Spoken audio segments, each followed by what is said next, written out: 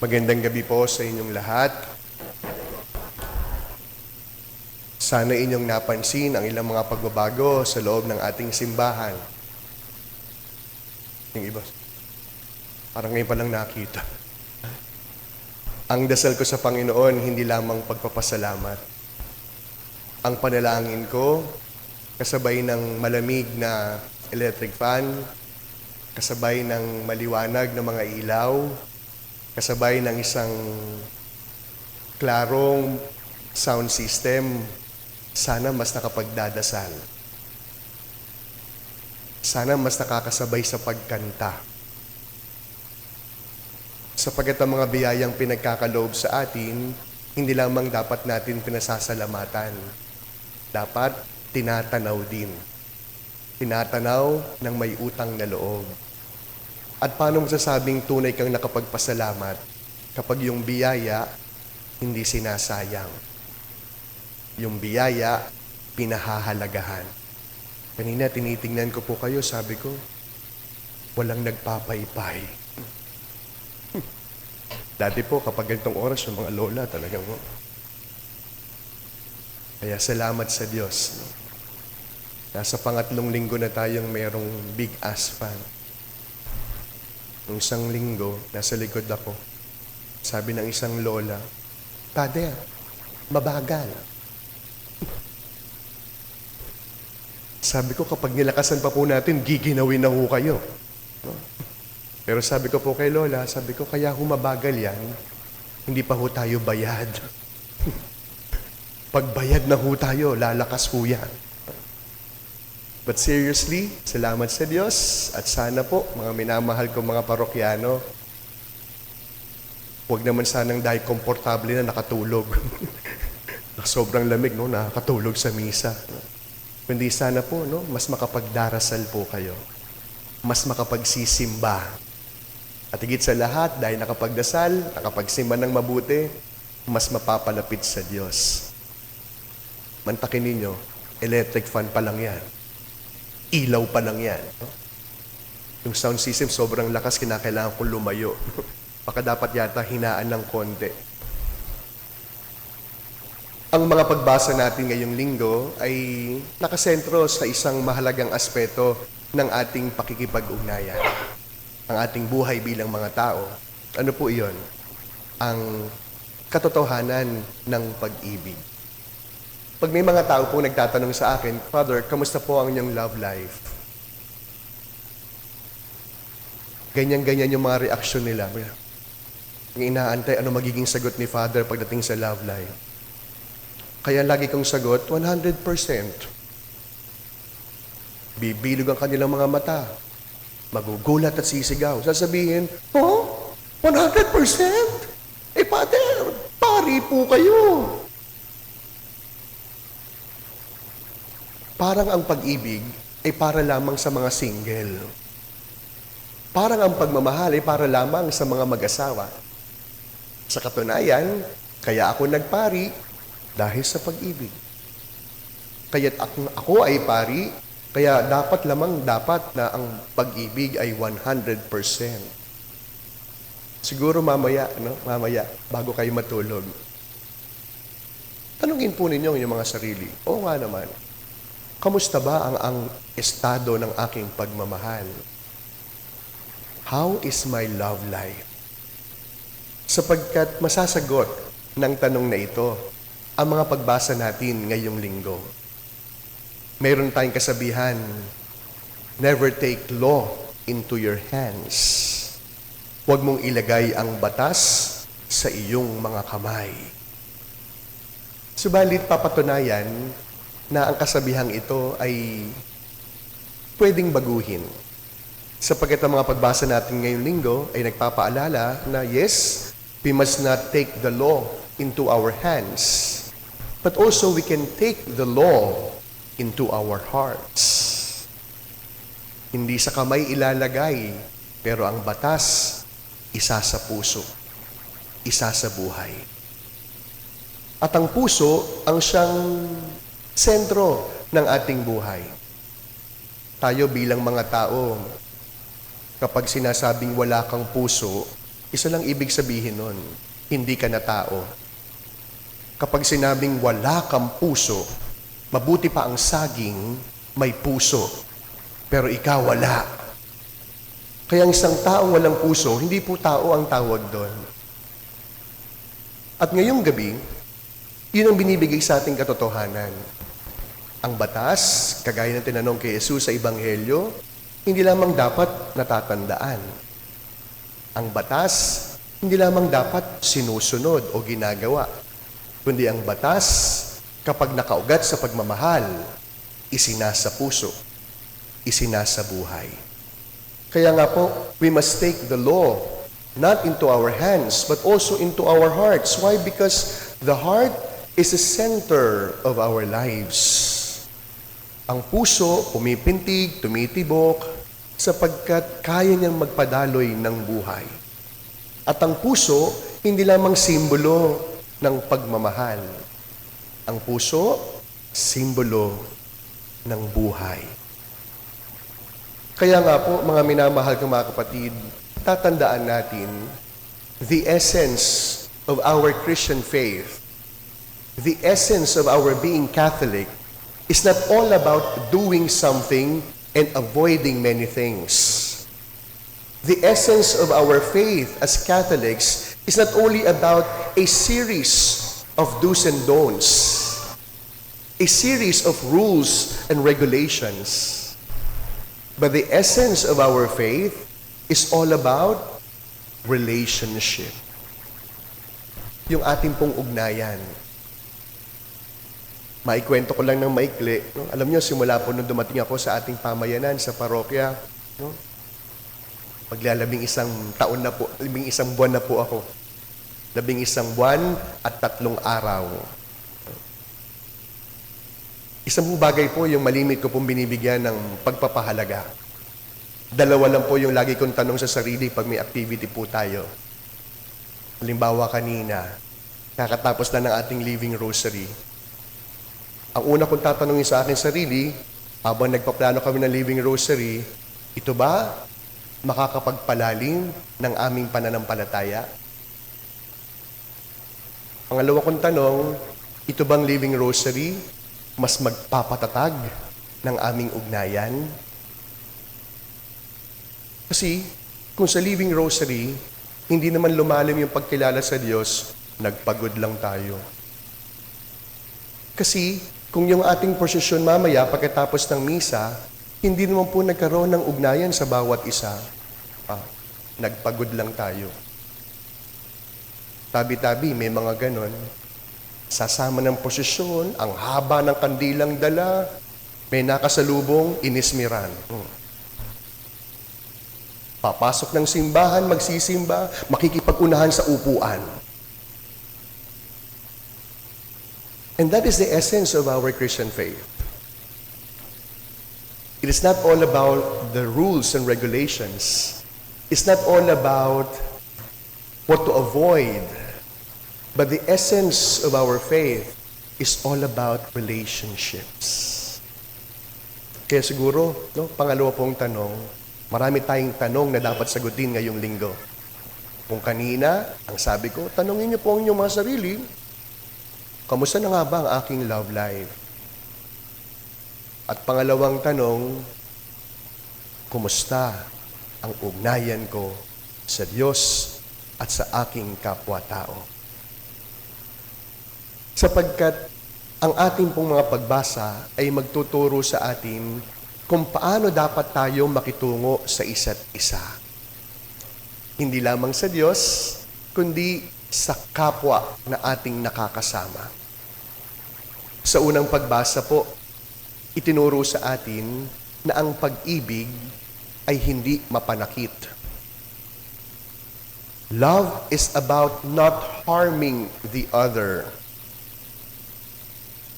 You see, it is expressed in a negative way. Do not harm. Do not kill.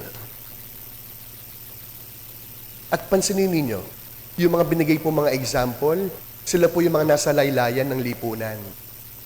Balo, bata, dayuhan, Kaya makikita natin na yung pagmamahal pwedeng gawin sa mga taong mas higit ang pangangailangan. Kaya nga, di ba, merong kasabihan, if you can't afford to love, at least do not hurt. Kung hindi mo kayang magmahal, huwag kang mananakit. Pero minsan, tabi-tabi po, hindi na nga marunong umibig, mapanakit pa.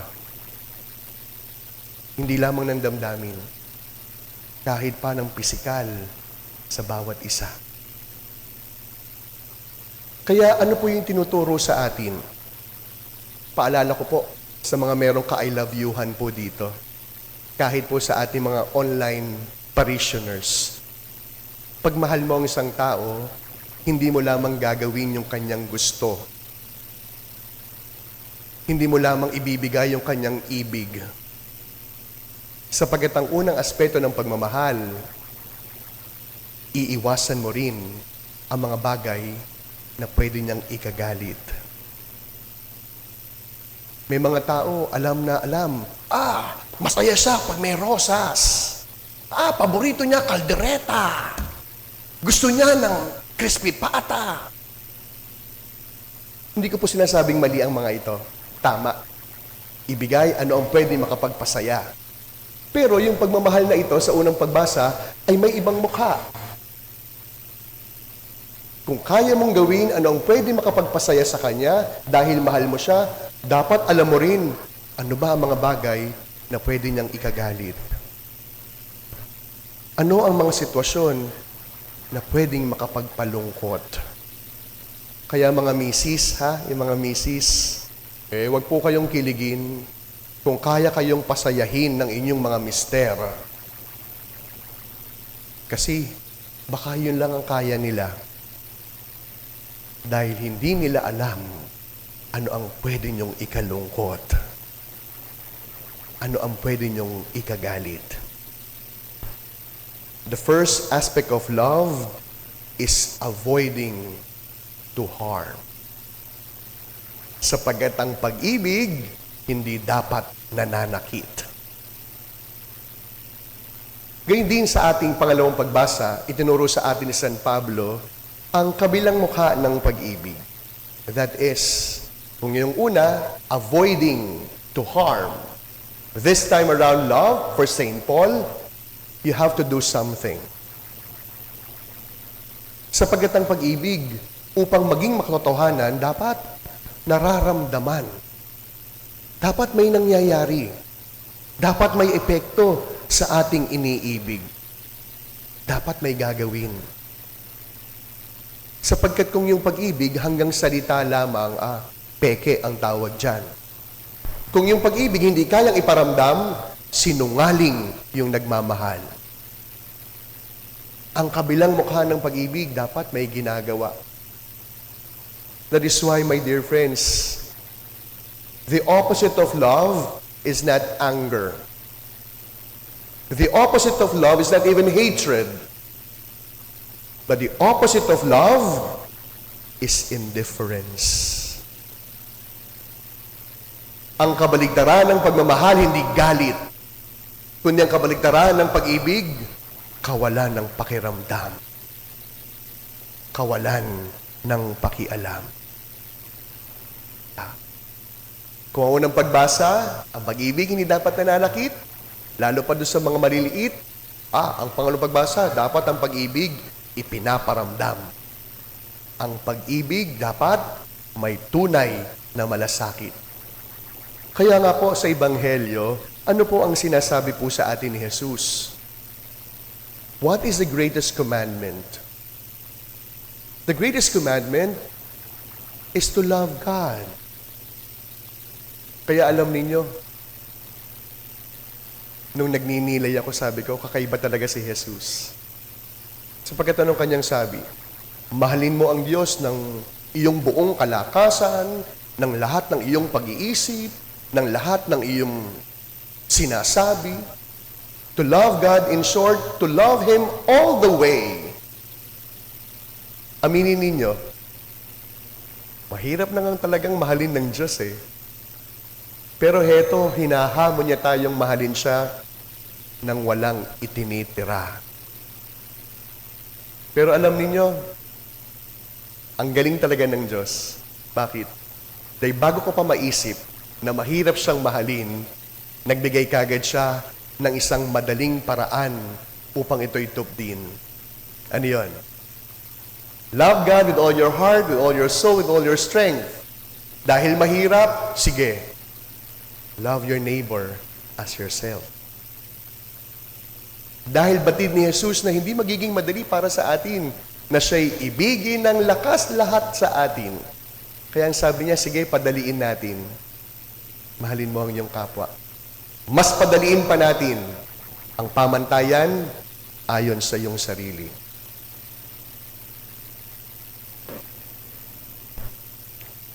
Sa panahon natin ngayon, marami pong nangangako ng kanilang pagmamahal. Marami nagbibigay ng kanilang mga pangako. Ngayon na lang, panahon ng eleksyon, tabi-tabi po. Ang lahat ng kandidato nangangako. Wala naman sigurong kandidatong sasabihin niya, pag binoto niyo ako, magtatamad-tamad ako. Wala naman. Pag ako ang nanalo, wala akong gagawin. Wala naman. Pero minsan, yung pag-ibig parang bayad sa jeep. Hindi nasusuklian. Minsan, yung pag-ibig, hindi naman talaga makatotohanan sapagkat hanggang pangako lang. Kaya ang pangatlong paalala sa atin, my dear friends, we can't afford to become part-time lovers. Anong ibig sabihin ng part-time lovers? Tingi-tingi ng aking pag-ibig. O yung pag-ibig ko, hanggang dito lang Yung paglilingkod ko, ganito lang. O yung pagbibigay ko ng sarili, sakto lang. We could never afford to become part-time lovers. But this Sunday, our Lord Jesus challenged us to give it all the way. Mahirap? Oo, hindi madali. Kasi mas madaling mahalin po yung kaamoy, katulad at kamukha natin. Mahirap mahalin yung taong hindi natin kaamoy. Mahirap paglingkuran yung tao na ang hirap mahalin. Lalong mahirap mahalin yung tao na sumugat at nanakit sa atin. Pero ang pag-ibig, hindi na po nakabatay sa damdamin. Because love is not only an action word. It's not only a verb. But love is a decision. Naalala ko isang eksena sa pelikulang Tanging Yaman. Napakatagal na nung pelikulang ito. Ang sabi ni Jericho Rosales sa kanyang nanay sa Cherry Pie, how can you love him? Ang title nila si Edo Manzano. It's so impossible, ang sabi ni Jericho. Ang sama-sama ng ugali niya. Sabi po ni Cherry Pie, well, how can I love him? Because I have decided to love him. Kasi, kung yung ginagawa lang ng tatay mo ang pagbabasihan ko, malamang nagpatayan na kami. Pero dahil mahal ko ang tatay mo, handa akong magsakripisyo. Because love is doing good to the person, even if that person does not good to you at all.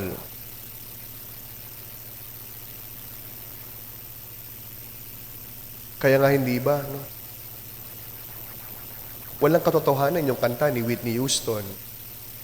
Sumalangit nawa siya. Ano yung kanyang kanta? The greatest love of all is to learn to love oneself. Oh! Because the greatest love of all is Jesus hanging on the cross, extending His arms so that He could love us all the more. Sa pagpapatuloy po ng ating pagdiriwang, pangatlong tanong na dapat nating sagutin. Sino po ba yung mga taong nahihirapan nating tanggapin? Sino po sa buhay natin yung namamalimos sa pag-ibig natin? Sa misang ito, huwag lamang nating kumustahin ang estado ng ating pag-ibig. Huwag lamang nating kumustahin kung ating pag-ibig ba ay may nangyayari. Huwag lamang nating alamin kung tayo ba'y part-time lovers. Sa misang ito, hilingin po natin ang biyaya na ang pag-ibig natin, hindi man natin malagpasan sa pag-ibig ni Jesus, mapagsumikapan natin. Kaya't inaangayahan ko po kayo, ipagdasal natin sa misang ito, yung mga taong nahihirapan tayong mahalin. Yung mga taong nahihirapan nating tanggapin. Yung mga tao nahihirapan nating patawarin. Nang sa gayon, masundan natin si Jesus. Mahalin siya ng labis-labis. Mahalin siya ng buong lakas, ng buong pag-ibig, ng ating buong pagkatao.